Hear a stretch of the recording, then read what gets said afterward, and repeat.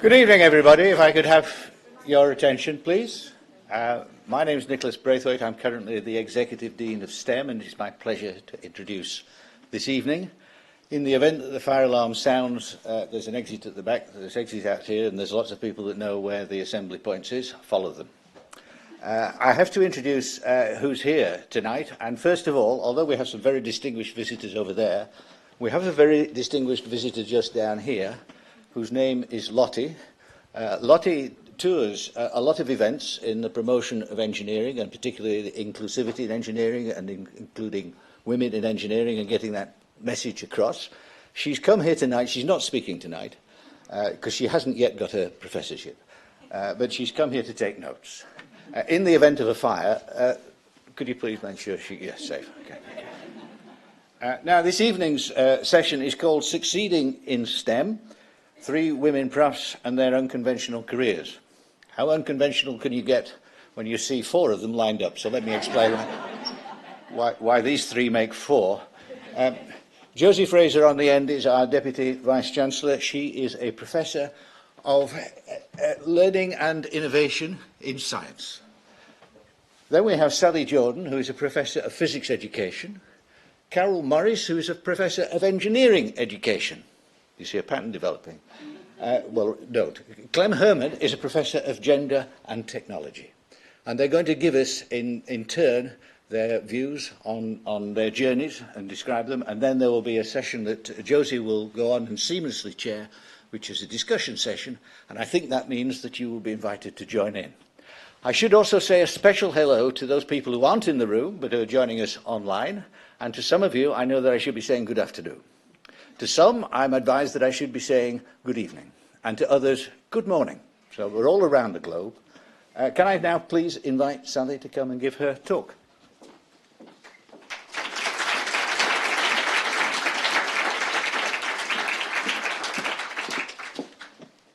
Thanks very much, Nick.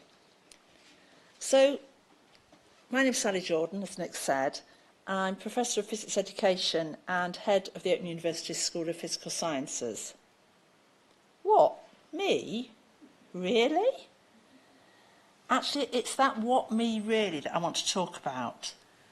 I've always been well supported by teachers, by colleagues, most of all by my family.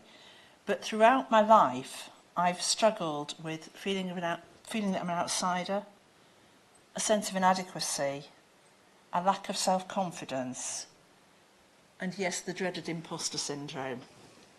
So that slide talks about the various ways in which impostor syndrome is felt by various people. I'm going to take a personal story about what it's meant to me and how I've come through it and how other people have helped me in that. So let's go back to the beginning. I was born to elderly parents. My dad was 57 when I was born, and Mum was 40, which back in 1957 was old to become a mum. I've got a sister who's 5.5 years older than me.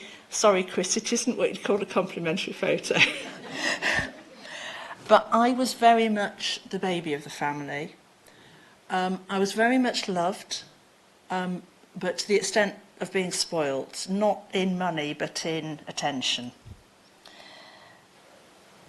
I, as I say, was very much the baby, and it wasn't helped by the fact that I actually missed a year of schooling because of a change in when the intake cut-off date was. And then I ended up as the youngest in the year. And in fact, when I went to Altrincham Grammar School for Girls, and I'm aware that there are several of us here in the audience, interestingly, who went to the same school, I was the baby of the whole school, and very aware of the fact that it felt in any case as if many of the others were from a more privileged background. So I've got quite happy memories of school. Incidentally, it's me just on the left, on the bottom there.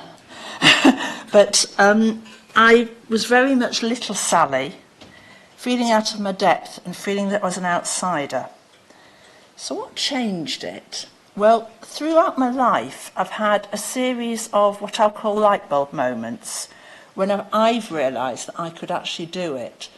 And the first of those came in what was fourth form, that's year 10 nowadays, when the rest of the school went off on a skiing trip.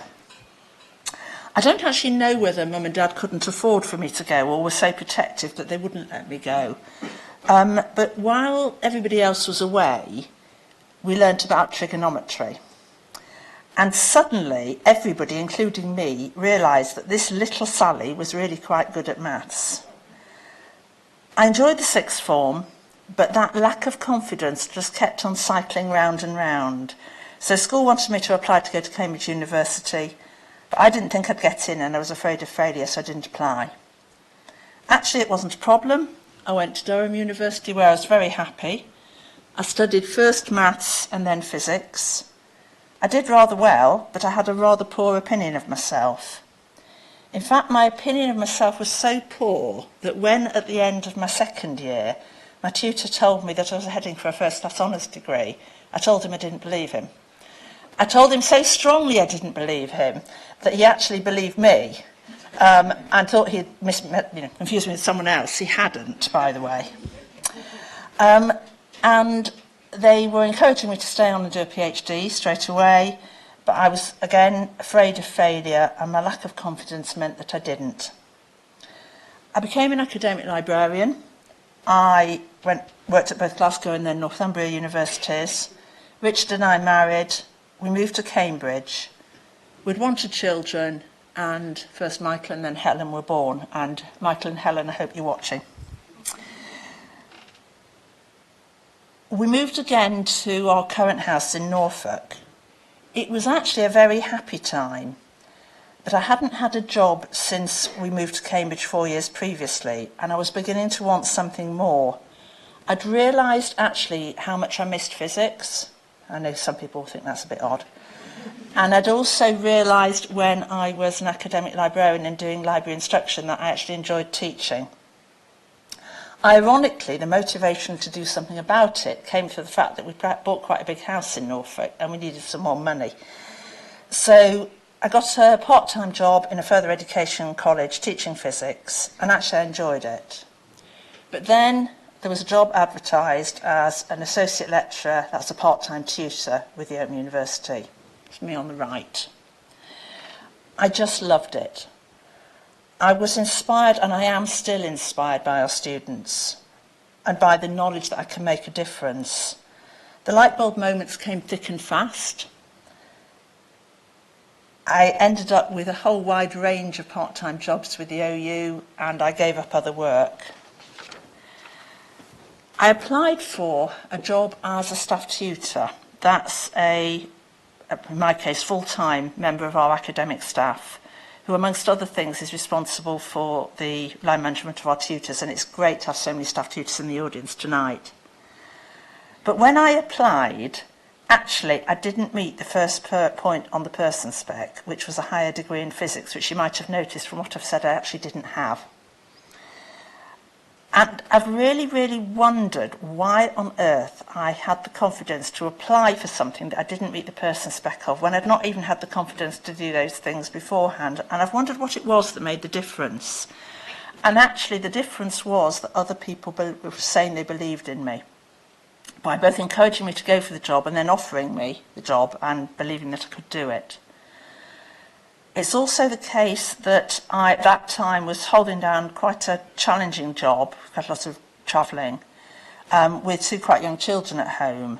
And I'm also really grateful to the support of my family, Richard in particular, who gave up his job and actually still works part-time, and my children, Michael and Helen. So, as a staff tutor, the opportunities came thick and fast. I proposed and oversaw the production of a course and a published book of the same name, Maths for Science, which ran for 16 years, and the materials are still used in our teaching, and the book is still published. As I wrote Maths for Science, we realised that we wanted to introduce interactive online assessment. And I was actually the first person at the Open University to use what we now call ICMAs, Interactive Community Marked Assessments. And from that point, I've been able to develop more sophisticated question types. That one there is a question type where you actually type your answer as a free text sentence and it's automatically marked. But I was always driven by wanting to make sure that I was improving the learning experience. So I started researching student learning and seeing a few colleagues in the room back from the settled days, the Centre for Excellence in Teaching and Learning, and now from Esteem, the support that they gave me was tremendous as I started to do that. And it was actually, as I wrote that paper that I know you can't see, I know it's fuzzy, but as I wrote that paper on the right, I realised that I'd actually got the basis of a PhD by published work. And it was a remarkably satisfying experience to take that forward and get a PhD by published work. It wasn't just that paper, by the way. And that was me at my graduation ceremony in Ely Cathedral. About the same time, the university brought in a new set of criteria for people who wanted to be promoted to professor, with a distinct route for those who had delivered exceptional teaching alongside academic leadership. And I was actually the first person in the university to be promoted on that route. What amazes me still is the speed with which it happened. I was awarded my PhD in autumn 2014. That graduation ceremony was May 2015, and I was promoted to professor in March 2016. Alongside all this, of course, as has become obvious, I'd realised how much I enjoy leadership, particularly in leading people. And so I'd applied to be first head of discipline, head of the physics discipline, then head of department, and then head of school of physical sciences. And I think I can really say that in doing that, I found my identity. So, I still have dips in self-confidence and feel like an outsider quite a lot of the time. And I still suffer from impostor syndrome. Who do I think I am standing here tonight pretending to be a professor and a head of school? However, I actually love being both. I'm really, really grateful to the Open University as an organisation for giving me the opportunities, and to all those individuals, and it's a joy that many of you are here tonight, who've supported me, for helping me to grow in confidence and for believing in me when I didn't believe in myself. Over time, I've actually come to realise how many people I admire also suffer from imposter syndrome. Those of you who were in the room a couple of weeks ago when we had Jocelyn Bell-Burnell here, she spoke about imposter syndrome. But it's quite widespread. Amongst others who've written about it, Michelle Obama, Nicola Sturgeon, and it's not just a women thing, Albert Einstein. So, if you lack self-confidence or feel like an outsider, remember you're not alone. And to everybody, if you see someone in distress because they doubt their own ability, just tell them they can do it. To a personal level, the solution for me has come in discovering my own authenticity. I really am Professor of Physics Education and head of a school, and it's a school I'm really, really am proud of. That photograph was taken at the graduation in Belfast a few weeks ago with 4 of my graduating PhD students from the school. So I am those things, but I'm myself as well. Thank you.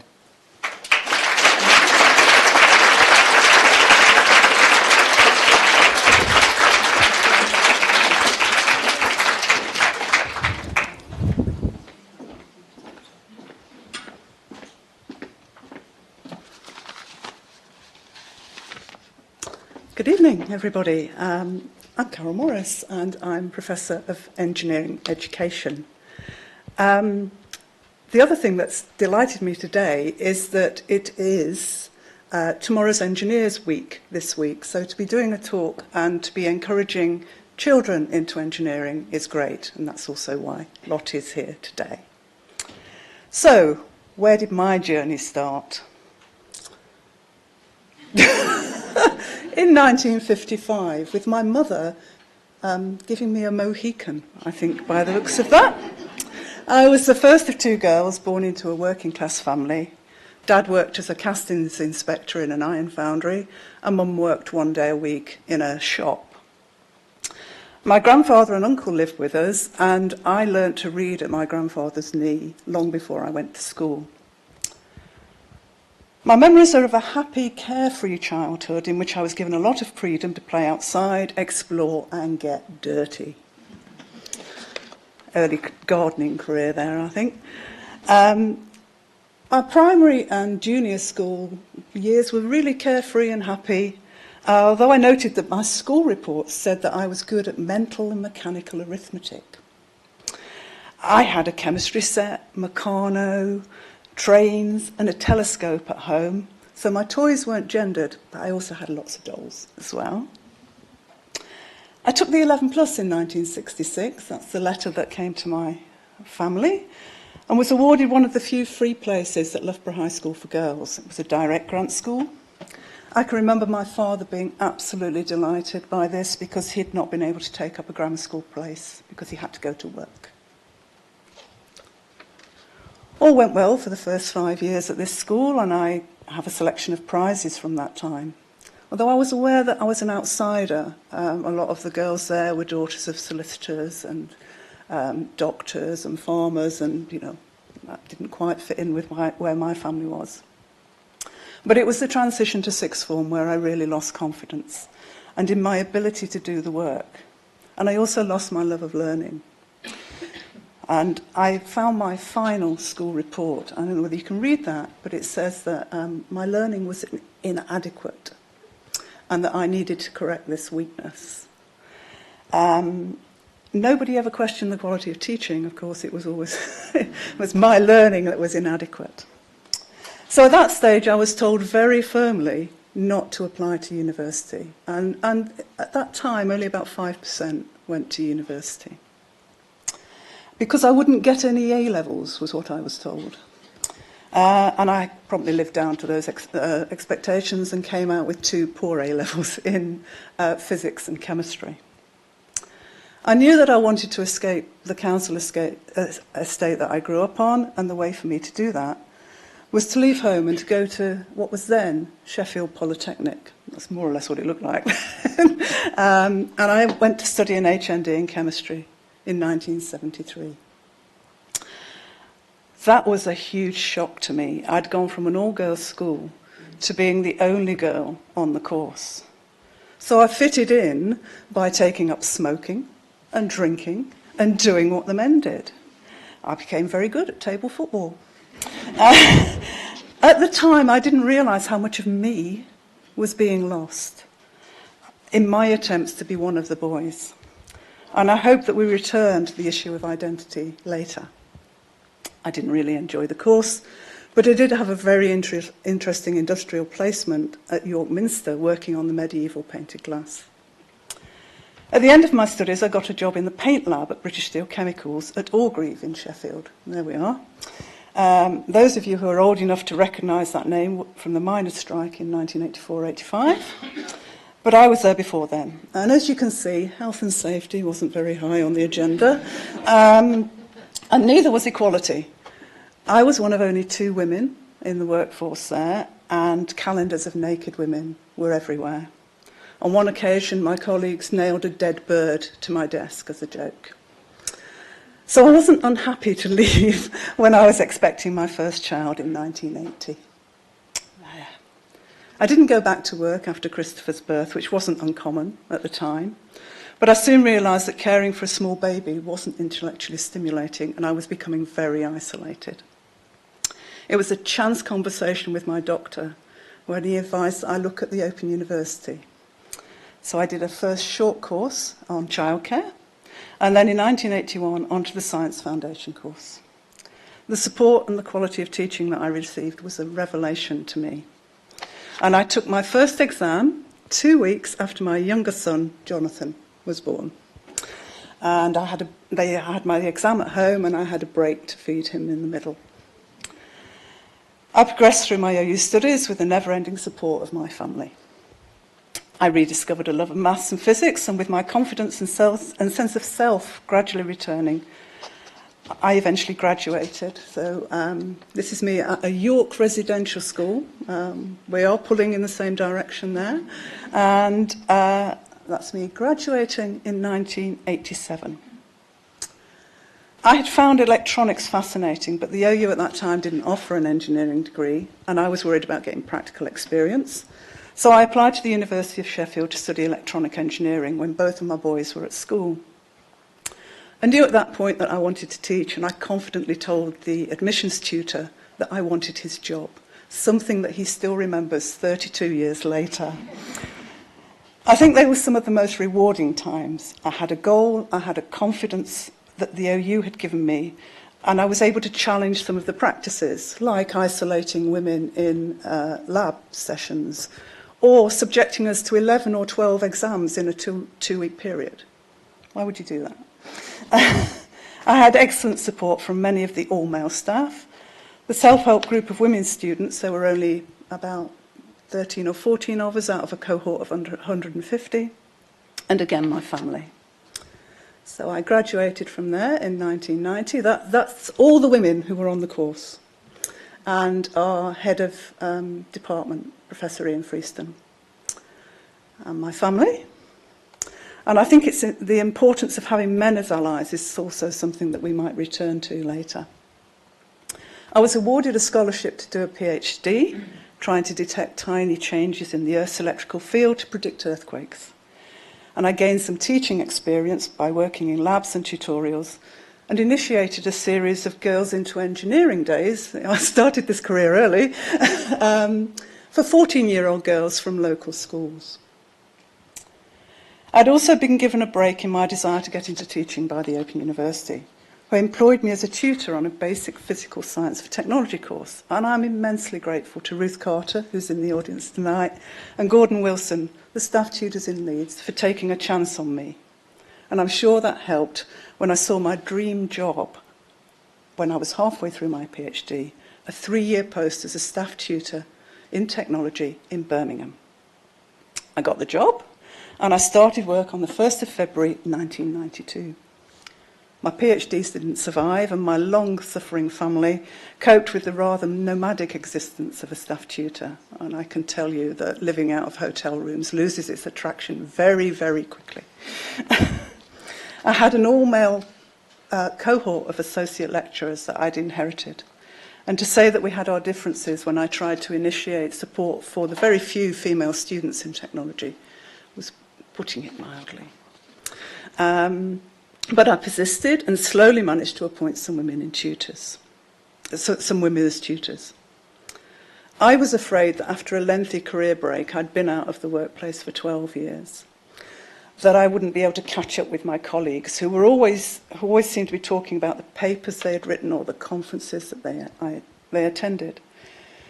But I took opportunities when they presented themselves, became the technology faculty's equal opportunities officer, increased to full-time, and became permanent staff tutor. I was promoted to senior lecturer in 2001, and I think that is when my career really started to take off, although I certainly didn't have any ambition to get to a professor. As a staff tutor at that time, it was an almost impossible route. I spent several years as an associate dean and took the opportunities to work at faculty and university level. The experience gained in those roles has been invaluable, and I'd encourage anybody to take up one of those roles. I also took advantage of a couple of advanced HE courses, and they gave me confidence in what I thought about learning and teaching. And they gave me an external network, which I think is also very important. And I became heavily involved in the school's successful Athena Swan submission in 2016. I went on to gain Principal Fellowship of the Higher Education Academy in 2017, which again I think was another important step for me. And in June 2018, my work supporting and promoting women in engineering was recognised when I received one of the UK's top 50 Women in Engineering awards. Encouraged by my head of school and with the support of the faculty, I submitted a case for promotion in 2018 on the teaching track. That was successful, and I am still in a state of disbelief that the girl from the working class background, who was written off by her teachers, has come so far. But I couldn't have done that journey alone. And I want to say a huge thank you to my family and to the amazing friends and colleagues that have helped me along the way. Thank you.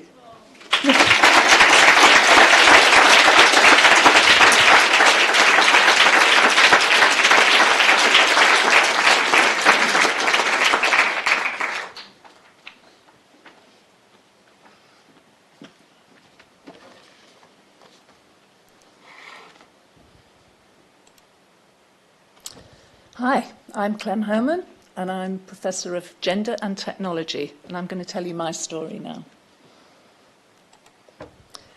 I had my first experience of challenging gender inequality when I was at primary school.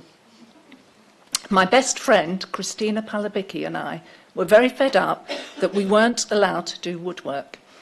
We were told it was just for the boys, but with all that banging and sawing, it sounded much more exciting than the needlework we girls were supposed to do. So we went to complain to the headmaster, and happily for us, we were allowed to join the class. Here's me in a very fetching red blazer on my way to school in London, with a couple of my siblings, my sister and 2 more brothers still to come. I was actually born in Amsterdam, and we'd moved here a few years earlier, so at that point I was still bilingual, already experiencing a juggling of identities that has been a lifelong motif. Fast forward a few years, at secondary school I was a bit of a girly swat. I worked very hard and I was very encouraged, and I left with a mixed bag of A-levels, French, biology and history. And I moved to Manchester initially to study psychology, but after a year decided it wasn't for me, and I changed to do a degree in politics and history. I had no real career plan after I graduated, and I had a series of jobs that fitted around my more important priorities. In the context of Thatcherite Britain in the 1980s, I spent a lot of it on marches and demonstrations of one sort or another. After a spell volunteering as a literacy tutor, I found my way into teaching in adult education. At Wheeler Street Community Centre in East Manchester, I got involved in teaching on the Women and Work course, supporting local mums to get back into study or work, with training and other activities designed to build their confidence. I traced my own consciousness of engaging with technology to this period. I became both learner and teacher, rapidly expanding my own capabilities, and found myself teaching basic programming on a suite of brand new BBC computers, keeping just one step ahead of the students. This became the start of my passion for technology and the realisation of its potential for transformation and change, and it inspired me to take a different turn in my own career. I decided that my future was in computing, and I myself became a returner to STEM.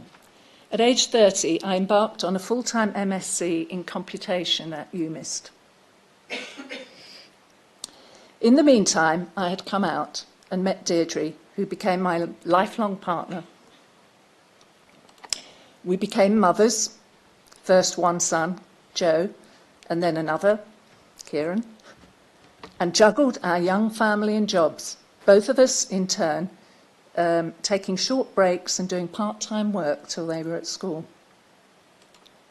And by the way, we finally got married 32 years later, when after many years of campaigning for equal marriage, it finally became legal for us to do so. After my MSc, I joined PopTel as a database developer, working on the Manchester host, and I see Steve is here, to set up an online community information services for the city. As part of this strategy, a network of electronic village halls was established where local people could get access to technology. I got involved in setting up the Women's Electronic Village Hall, and I became its first director. At that time, when very few people had home computers, the Women's EVH was highly innovative, providing a safe space for women to learn technical skills, as well as to drop in to use the computers and try out this new thing called the internet. Although I had not yet theorised it as such, I began to realise that for the women participants, taking computers apart, installing hardware and software, and practising how to pronounce the jargon correctly, all of these were empowering not only in terms of the practical skills they offered, but also because they served to disrupt their gendered expectations. For many, this newfound confidence also meant they were able to contemplate changes in other parts of their lives. In 2000, at age 41, I applied for a lectureship in telematics at the OU. To my surprise, I got the job, and an office with a nice view in the Venables building. This was where my own imposter syndrome kicked in. Not only was I not a real techie, but without a PhD, I didn't feel like I was a proper academic. However, the Department of Telematics took a chance on me and encouraged me to pursue the research and projects I was passionate about. And I began building networks with colleagues across the OU, some of whom are here today, and internationally, who were working on similar themes of gender and technology. I gradually discovered that having an interdisciplinary perspective could be a strength, not a weakness. I took every opportunity offered to me. Within the first couple of months, I was sent off to Singapore to conduct a tutor briefing there, and then became chair of one of the OU's first completely online courses, You, Your Computer and the Net, responsible at that point for a staggering 12,000 students. Since joining the OU, I've worked on some great projects with many inspirational colleagues, too many to go through here, but I wanted to highlight this one as I thought it was relevant to our discussions today.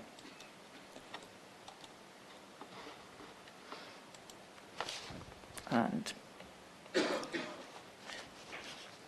in 2005, I led the team that created the T160 Return to Science, Engineering and Technology course in partnership with the UK Resource Centre for Women in SET. Previous research had shown that among STEM qualified women who took career breaks, less than a third returned to STEM jobs. Over 1,000 women took the returners course, and our follow-up studies found that 3/4 of those ended up back in STEM employment or further study. Around this time, I was invited by the European Commission to join the Women in Science and Technology WIST project as one of an international team of experts. And I began researching the impact of career breaks for women engineers and technologists in multinational companies. Despite having incredible qualifications and experience, many of the women I interviewed didn't feel entitled to combine their careers' success with their roles as parents or carers. The culture of STEM workplaces, and that includes academia, often assumes that the ideal worker has an unbroken, full-time career, and this is what is rewarded with success. In some companies, women did manage to get to senior roles, but they still saw themselves as exceptional and outside the norm. It's important to stress that it's not just about the logistics of motherhood and being a parent that can become barriers to progression. Cultures of exclusion, ranging from microaggressions to outright sexism and harassment, continue to prevent women from achieving their potential regardless of whether they have children or not. And another lesson I learnt from these women was the importance of visibility, that you don't get promoted by just doing a good job. You need others to notice what you've done. And this helped me realise I needed to do more to accelerate my own career. I mentioned earlier that I felt not having a PhD had affected my expectation of what I might achieve as an academic. And I dabbled with the idea for several years, but never felt I could take the time out to do this full time.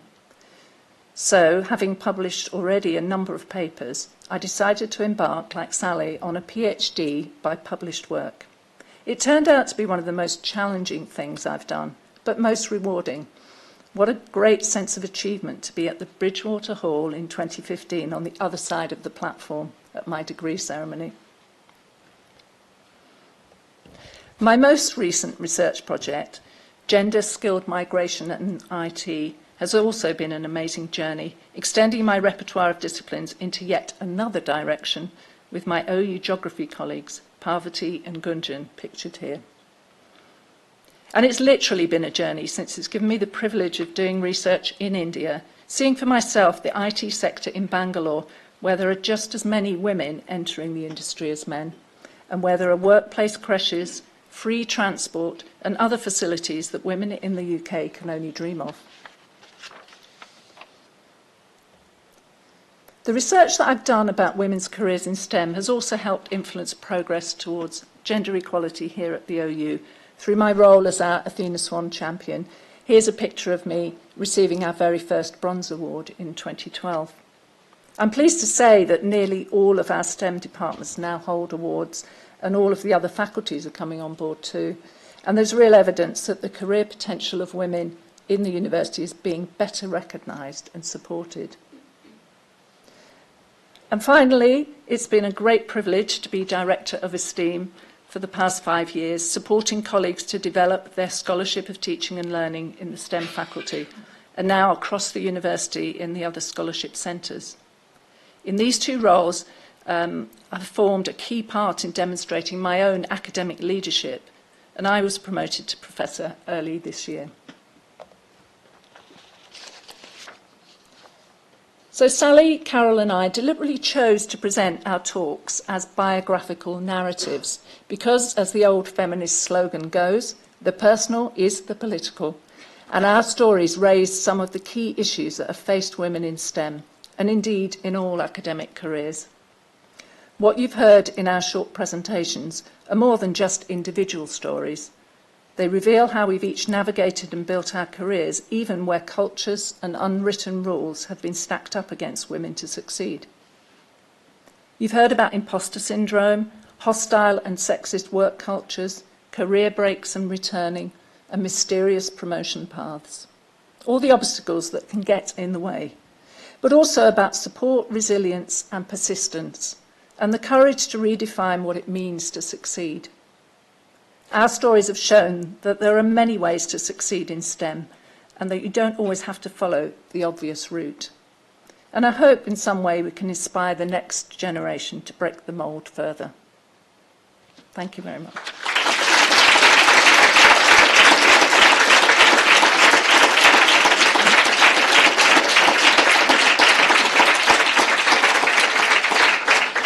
I'm going to go and sit over here and continue the conversation. But just to say, if you do, people online, if you do have any questions or tweets you'd like, the information's up here on the screen. Well, I don't know how you follow those three presentations, really. I hope you enjoyed that as much as I did. It's really helpful to hear people's personal journeys, and I think Clem nailed it really at the end there when she said that the personal demonstrates the bigger political. I've got a huge list of questions and a few topics that I want to unpick that I think have been flagged up in the talks, but I'm also really keen to get some questions from the audience. So I think I'm going to crave your indulgence to start off with one of mine, and then I would love to get a show of hands in the room or any online questions from the team that are looking at the stem-news@open.ac.uk email address. So I'm going to ask Carol first. None of you have had the conventional academic career, and you all talked about some risks that you'd taken, and I'm really curious to know, what do you think was the biggest risk you took in your career, and how do you feel about that risk now? For me, the biggest risk was going to Sheffield University. At that time, my children were 5 and 7. I'd had a 7-year career break, so we'd existed on one quite small salary for quite a long time. I had an OU degree, so I could have gone back into the workplace at that point.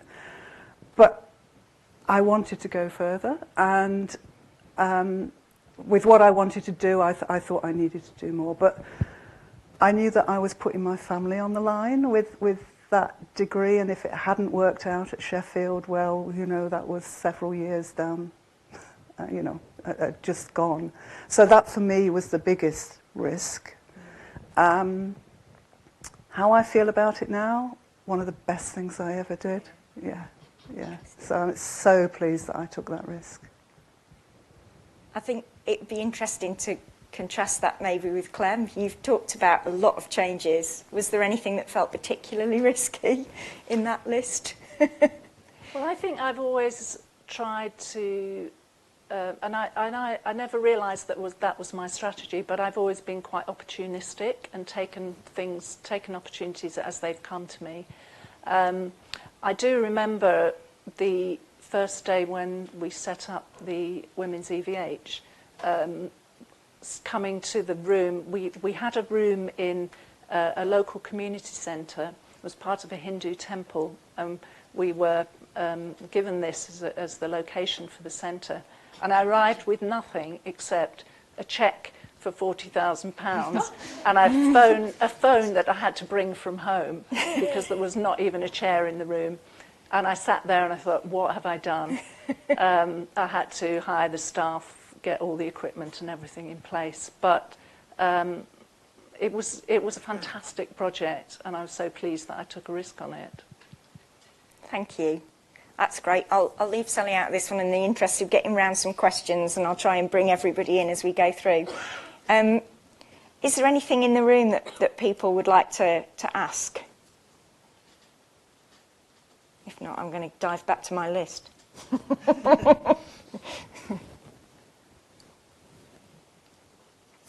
There's one here, Vic. Hi, Vic Nicholson, one of the Associate Deans in STEM faculty. I'm obviously going to ask a STEM question. Are there any steps that you think we need to take in STEM to help women beyond the Athena Swan recognition that we're all attaining? What sort of steps do you think from kind of a strategic point of view would be helpful for us? I know that's a really big question. Yeah,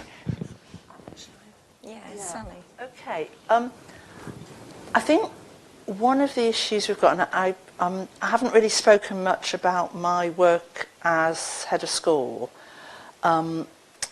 So, for those of you who aren't aware, as with engineering, physics is a subject that women don't study. And when I was an undergraduate, though I was one of 5 out of 55, and the sad thing is that was a long time ago, and the sad thing is that ratio is pretty much unchanged to this day. And the problem is, most of you will have heard of the leaky pipeline. Basically, you might start off with something like it's about 25%, and engineering is even lower, isn't it? The sort of percentage of people that study those subjects. It means that we're actually missing a whole chunk of the population. If as long as we go on not reaching those women, it means that there's a whole chunk of the population who could be doing these subjects that we desperately need people to study and aren't. So I do think we need to do something about it. And I also think this whole role modelling thing and women's leadership becomes really important. I think that I've thought quite a lot about my role now as progressing to be a head of school.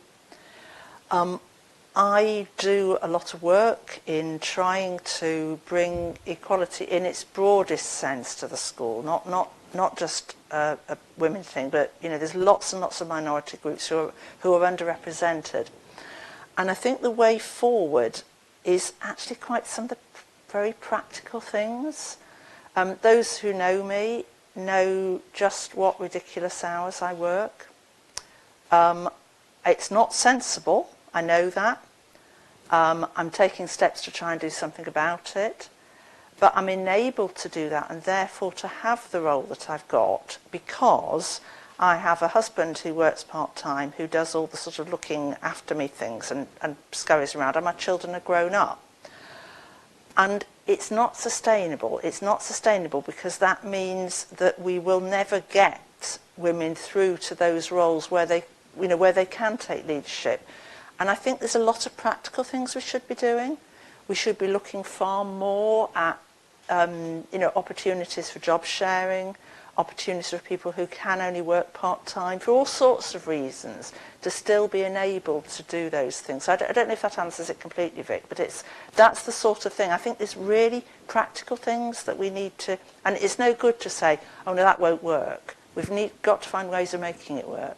I think it's the practical things that are really useful to hear about. Yeah. So I think I completely agree with you in terms of, you know, the hours that leadership roles hold. But I would say that, wouldn't I? You would, and I mean, you and I both know both. You know, it's very easy to just think. I mean, I've been scurrying around doing things around the edges today, you know, around sort of preparing for this, and it's silly. You don't get downtime. You don't get, you know, time to relax, and we need to find ways of getting past that. And Clem, Carol, do you have views on similar practical things that we can do for STEM? Well, I think we need to stop having the expectation that long working hours are the norm. And if we can't do our jobs in a 9 to 5 normal working day, then there's something wrong there, and we need to examine that. I thoroughly agree with that. I also think that we can do a lot to support ourselves and each other. I think there's networks that we can build up that really help. Having, I mean, it may not be a formal thing, but having somebody you can go and talk to, bounce ideas off, whether that's, you know, formal mentoring or not, would be really, really helpful. And I mean, we've got the Women at the OU network. We should use that more and help each other, because for me that's been really important in my career, to have those women around me who've helped me and supported me along the way. Anything you want to add, Clem? As our Athena Swan champion, you're full of practical. I would also say that we've heard. I mean, I totally agree with Carol. We need women's support networks are really valuable, and that's not just at this university, but that's been shown in a lot of contexts. But the other thing that we have to do is remember that we need men as allies for change, and it's not just about changing and supporting each other, but we also need to ensure that our colleagues within the university and more broadly are also supportive. And I think we do have some great allies at the Open University, but I think we need to do both of those things, because if we're bringing about culture change, it needs to come across the board, across everybody in the organisation. Thank you. There's another question in the room there. Thanks. This isn't a question from me. It's from my daughter who's texting me. Excellent. So she says she never enjoyed science at school, and she's always felt very unconfident when it comes to science, but she would love to get into it. So how does somebody like her, who feels that she's never been any good at it, or has been told by teachers that she's not good at it, although I have to say I thought she was, and I thought she was very good at maths as well, but she feels unconfident. How do you break into it if you have been outside that area for so long and feel that you don't have the capacity to do it? What's the route for her? Would it be shocking to say, come and study at the OU? She's just started doing that. I mean, I'm sure colleagues have got thoughts about their particular disciplines. I do, you know, I spend a lot of time speaking about women in science, trying to encourage girls to see themselves as future scientists, technologists and engineers and mathematicians, the whole of STEM. And it's very interesting how girls get such gendered expectations at such a young age. And I don't even think it's the teachers necessarily. I think there's just all those societal stereotypes that they're exposed to. And it's difficult to overcome, but I think if she's identified that there's an interest there, that's the key thing. Science is about being a curious person who likes to figure stuff out. That's really the only qualification that you need to get started. Is there anything colleagues want to say or advise in particular? What we're seeing as well is, I work in engineering, but we're seeing a lot of women now coming into engineering who have got first degrees in arts or humanities, classics, and who want to change career and who never even realised that engineering was an option for them at school because they weren't told about it. And we've made the curriculum such that they can come in and they can succeed without having the science and technology background. So I think that, and that's getting to be more and more common, that the women certainly that are coming in haven't got the STEM background. So I think just give it a go. I think the one thing I would add to that, I think, is it's around resilience, which you two have talked about. Quite a number of STEM subjects are actually quite linear in their nature, that you do one thing and you need that one thing to move on to the next. And there's actually a phenomenon called the drop-stitch phenomenon when you're learning mathematics, which is that, the day it's like you're knitting and you drop a stitch, and the day we learned such and such was the day that you'd list that, and you're never going to pick it up again from there. And I think you have to move beyond that and realise that sometimes you get a setback, and that doesn't mean you have to do what I did, which is run away. You can have a setback and then build on that and carry on. I know Kath, as our USA president, is a teacher and he's probably dying to come in on this one. You ran through what you said there, Sally, I have to say, about the business of getting over the point where you get stuck and not deciding that you're doomed thereafter.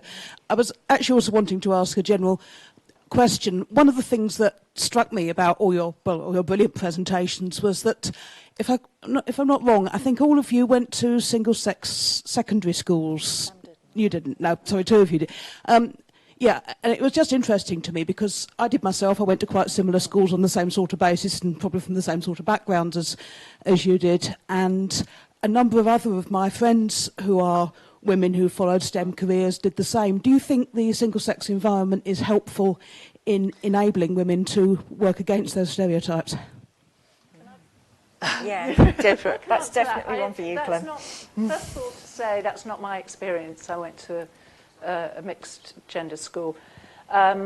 But in terms of the research, it's very mixed kind of picture. So what you have is exactly what you say. Women who are successful in STEM often then, in telling their stories, will attribute it or will talk about the fact that they went to a single-sex school. And certainly it can be formative in giving them confidence because they're not in that gendered environment. So therefore it's normal for them to, they're not feeling intimidated by the boys in the class taking over the computer and this kind of thing. So there's certainly something to be said for single-sex education in certain STEM subjects. But if you looked at the overall statistics, that doesn't really that doesn't actually ring true for the overall statistics. So I think it's a difficult one. Anecdotally, it makes sense, and but as a strategy, it's not necessarily the right way to get large numbers of girls, certainly, into STEM. I don't know if you have. Yeah, I mean, it's difficult because I don't know what would have happened if I'd been to a school where there'd been boys as well. I put mine down to the teachers not actually recognising that there were other things going on that was stopping me learning. I what I did find interesting was when I went to the University of Sheffield and the picture that I showed of us at graduation, I think 90% of us had been to a single-sex school. Now that was electronic engineering, and you know, you were able to take the science subjects without any distraction. I think that was nobody. Your peers weren't telling you that girls didn't do that, because they did in that single-sex environment. But I then suffered the shock of going to be the only girl on the course at Sheffield Poly. So I didn't have the socialisation skills that I needed when I got there. So I don't know. It's very difficult to ask me what it would have been like if I'd been to a school with both sexes there. I think, yeah, we've got John.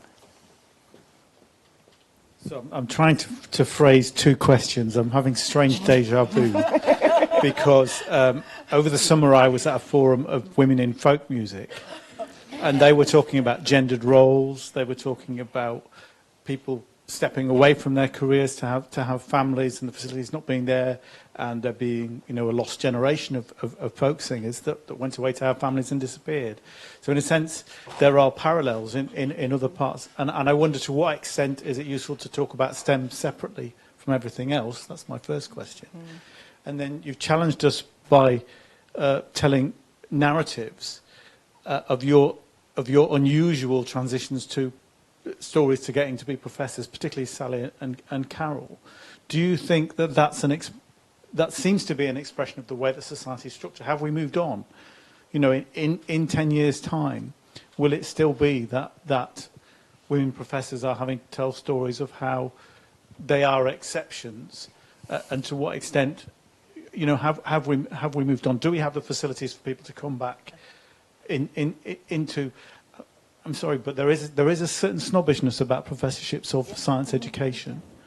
You know, that's a sort of gendered role in a sense, and I don't like it, but it's an attitude that exists. You know, they're not real professors because they're professors of science education, and how do we deal with that? That's probably about 3 questions.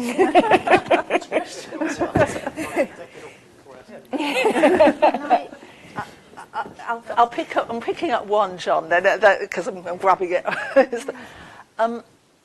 I do think things are changing with regard to, I'm going to take this more general than a gendered point, around people who have an academic career where the truly exceptional work is around teaching. I believe that, I think at the Open University we still have some work to do, and we are looking at that, looking to make it, you know, because the idea when the promotion profiles came in was that it would create a route, and it works for some people and it doesn't work for others, and there's definitely work that needs to be done, and that's in progress now. But I think that across the sector there are more and more people who are being promoted for teaching excellence. I know, because one of the really peculiar things that happen when you become a professor of physics education is that you get asked to write hundreds of references for people from other universities, and they are coming. So I suppose maybe I'm just being optimistic, which is uncharacteristic, but I do think it's improving. There's still some way to go, but I think there's a groundswell that's altering things. That's one of John's questions. Do you guys want to pick up any of the other bits? I can't remember what they were. I think your point about the first point about the women in the folk music scene.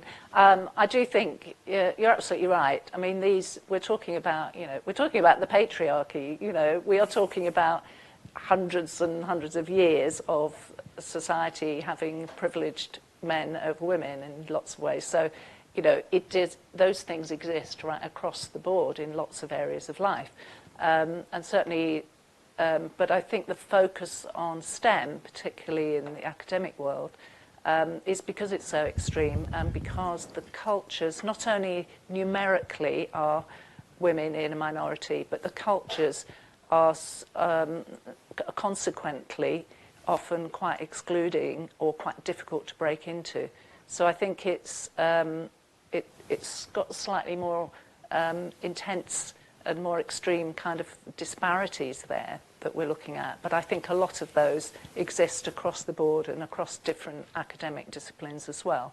And certainly this is something interesting that's coming up with the work on Athena Swan in the other faculties. We're discovering, or other colleagues are discovering in their own departments, that in economics or politics you're seeing very much similar kinds of patterns where although there might be more women at the more junior level in terms of seniority or progressing, you're seeing exactly those same kind of patterns. And then you'll see that right across industry as well. So I think they are sort of some generic patterns that are definitely common across the board. So I know we've got an online question. I've lost Katrina. I could see her a minute ago. There she is.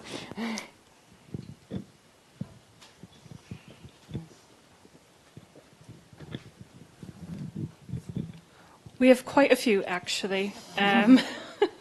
So the first is for everyone. What support did your partners provide, and how critical was it?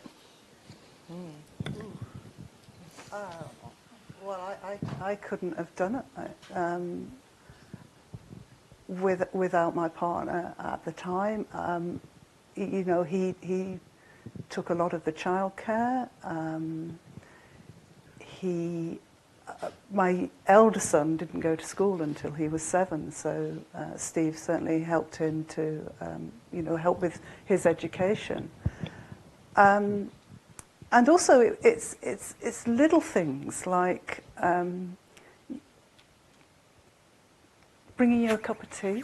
When I know it sounds really simple, but bringing you a cup of tea when you're struggling with an assignment for college, or I had to do labs. I wasn't given any leeway. I had to do labs from 2 o'clock in the afternoon until 5 o'clock in the afternoon. My children finished school at 3:30. So it wasn't just my partner, it was my parents-in-law as well, who went and picked the children up from school, so they weren't letting themselves in. I was being hauled up for being a bad parent. So I think the support of partners, of the wider family, for me was absolutely crucial, yeah. Well, I definitely wouldn't have got where I am without Deirdre, and I hope you're watching from New York. Yeah, I mean, absolutely, it's been a partnership right the way through our lives, and certainly being able, for example, to start working here at Milton Keynes and having to be away from home meant that she was taking more of the childcare role and the sort of domestic work, but we balanced that between us over the years in different ways. So we, I think, have achieved a kind of compromises in being able to take different, accelerate our careers at different paces at different times. So yes, it's the small things, it's the support, so it's the practical side, but also the emotional support is hugely, hugely important. So I'm very grateful, thank you. I think I've already said. You said it in your talk very well. That's something that makes me reflect as well, because, my husband's moved overseas with me when I was at the research intensive part of my career to a country he'd never been. Just sold everything we owned, packed 2 suitcases and moved. He did tell me that he wasn't going if George W. Bush got re-elected, and he got re-elected the day before we were due to move. And there was a moment where I thought he was going to say no, but fortunately he calmed down. You've got some more online, I know. I've just been given the microphone, so can I ask my question? Of course. While you're on the subject of your partners and how supportive they've been, which is great to hear, to what extent do you feel your partners have had to sacrifice their own careers in order to help you succeed? I would say yes.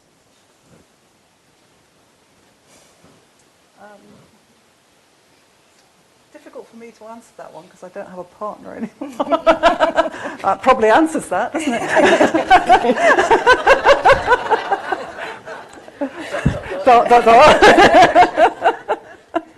I mean, I would say no. I don't know. I think we both found successful and fulfilling careers and managed to make that work, and that's been an important part of our relationship, to make sure that we did have that balance, really. Yeah, I think that's right.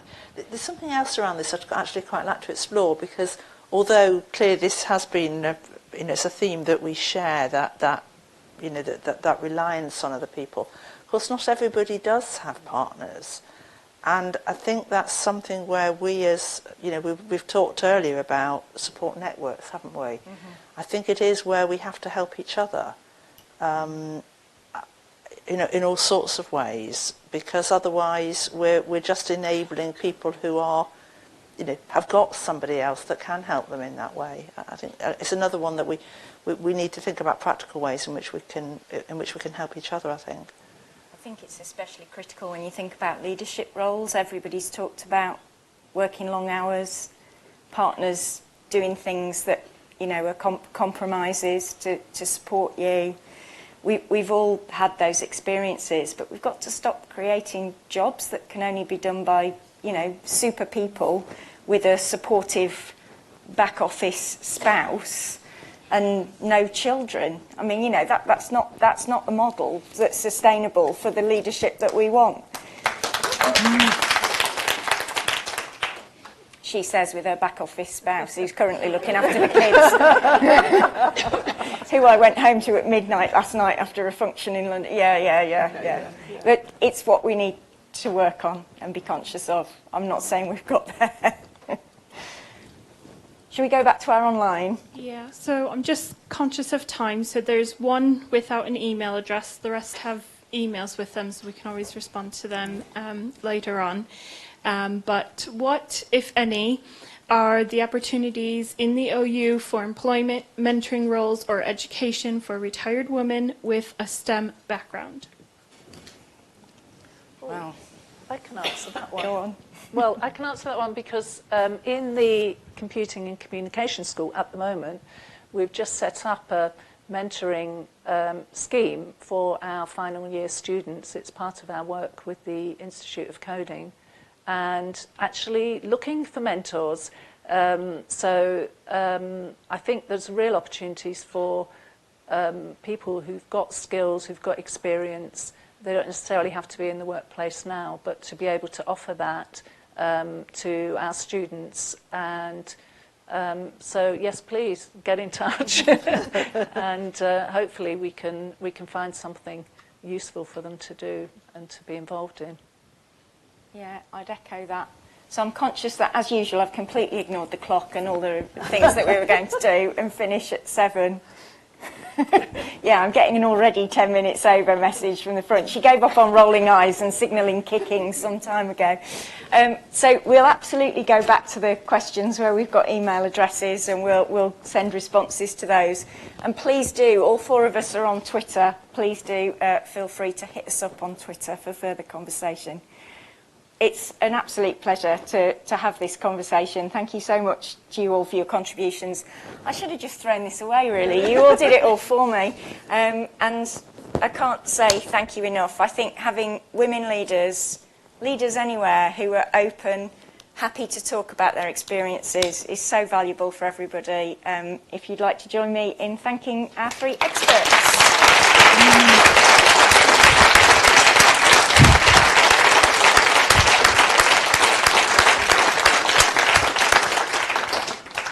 Thank you very much, everybody. Drinks are downstairs.